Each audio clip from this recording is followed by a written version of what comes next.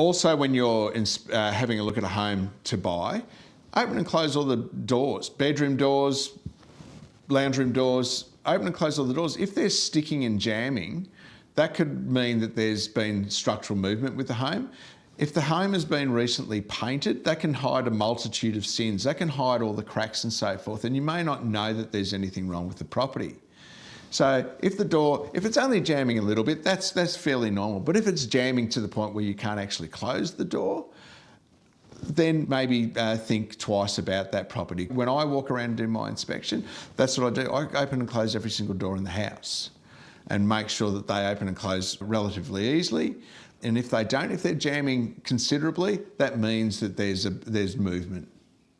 Reblocking of homes is a very difficult job, and finding someone who does it properly is another big issue. So I was under a home last week that had been reblocked in the last 5 years, and I had gaps between the stump and the bearer. So the bearer sits on top of the stumps. Stumps are vertical, the bearer runs over the top. I had gaps of about 30 millimetres. The bearers were floating. The whole house was bouncing. So ensuring that the reblocker is a registered builder in reblocking. So there's registered builders for building homes and there's registered builders for reblocking of homes. Ensuring that they are qualified to do the job. The other thing is it's out of sight, out of mind. So how many owners go under their home after it's been reblocked? The owner of that property, the vendor, the seller of that home, they had no idea. It wasn't their fault. They're not a bad person. They thought they were doing the right thing by getting the home reblocked, 5 years ago. But as it turns out, the person or the company that did the job did a very, very poor job. And it's very, very common. Get someone who's recommended to you, someone who's qualified in what they do.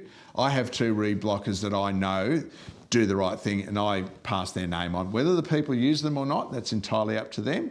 But I have different trades that I can recommend people as I do my work.